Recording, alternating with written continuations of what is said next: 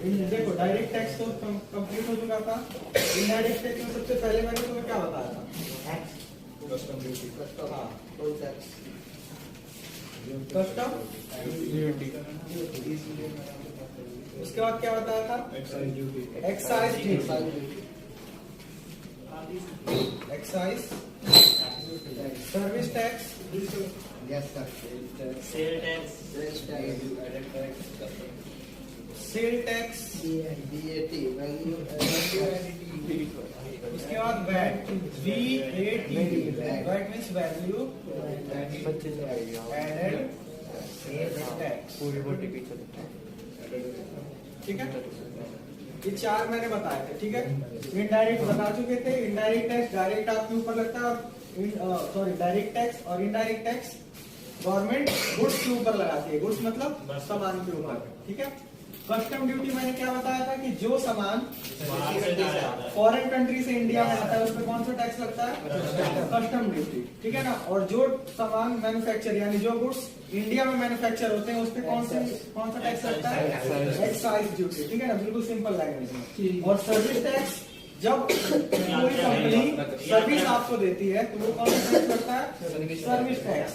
जैसे कि आप ट्रेन वगैरह में जा रहे हो या फिर जब होटलों में जाते हो तो आपको जो सर्विस मिलती है वेटर की, वो उस पे इंक्लूड, वो सारे जो खाना खाते हो वो खाने में सारे तुम्हारे tax, service tax, charge, sales, ये सारे इंक्लूड करके तुम्हें दिया जाता है। इसीलिए उस खाने का रेट महंगा होता है ना। उसके बाद क्या आता है? Cell tax. सेल टैक्स मतलब समझ रहे हो। और उसके बाद वैट यानी कि value added tax. Value added tax में ही एक और होता है जिसको बोलते हैं, तुमने सुना होगा, इनडायरेक्ट टैक्स। इसमें जीएसटी, जीएसटी को बोलते हैं गुड्स एंड सर्विस टैक्स। देखो सुनो, जो टैक्स अलग अलग लिए जाते थे जिसमें गुड टैक्स, जैसे कि सर्विस टैक्स, सामान पे वैट, उन सभी को हटा के जीएसटी लाया गया जिसमें गुड्स भी आ गया और सर्विस भी आ गया, goods and service tax.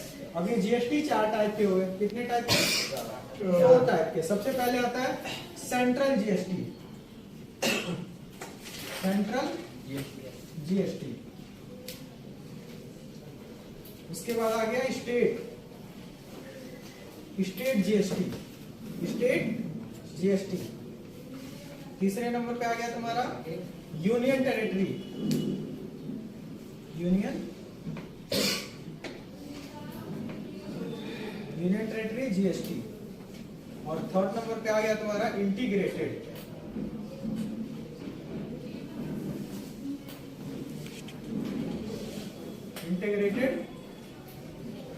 GST. देखो स्टेट मतलब सभी जानते हो 28 स्टेट है और 9 यूनियन टेरिटरी।